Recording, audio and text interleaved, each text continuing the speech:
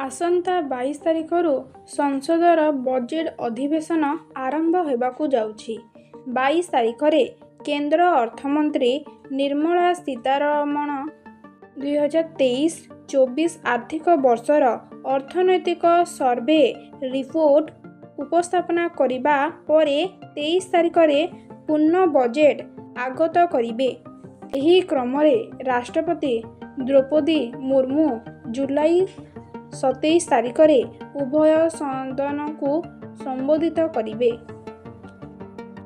तेबे एही बजेट मोदी 3.0 सरकारंक प्रथम बजेट होइथिबारु एहा उपरे समस्तंक दृष्टि निबद्ध रहिछि।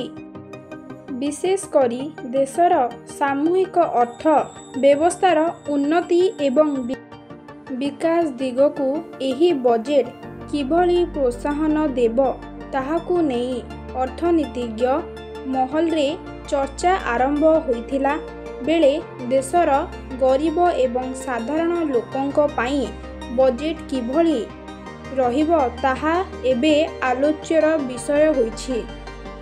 तेबे 2024 और 25 बजेट गरीब एवं मध्यवित्तंक पाई अनुकूल रहिबा सहित एथिरे युवपीढ़ी महिला एवं कृषक मानक पाई स्वतंत्र भावे अधिक किछि व्यवस्था रहिबो बोली आशा करा जायछि। गत फेब्रुआरी रे केंद्र अर्थमंत्री 2024-25 आर्थिक वर्ष पाई अंतरीण बजेट उपस्थापना करिथिले। एथिरे मोट 47.65 लाख कोटी टंकार व्यय बराद करा जायथिला, किंतु निर्वाचन शेष हेबा एवं केंद्र सरकार देखिथिबा प्रतिश्रुति अनुसारे विभिन्न वर्गों को खुशी करिबा लागि किछि नुआ व्यवस्था करिबे बोली आशा करा जाउथिबारु पूर्ण बजेटर व्यय बराद परिमाण आहुरी बढ़िपारे बोली कुहा जाइछि। एथि सहित देशर वित्तीय नियंट हासकु मध्य केंद्र सरकार बजेट रे गुरुत्व देबे।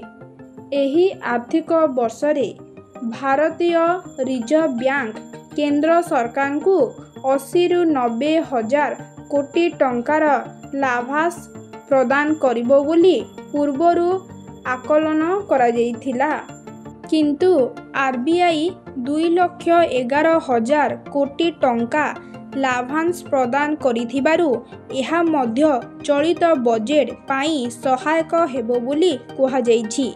सरकार विभिन्न वर्गों पाई किछि नुआ योजना आनी बाकु प्रस्तुत हेउथिला बेले एथिपाई बजेट रे अर्थ व्यवस्था करिबाकु पड़िबो।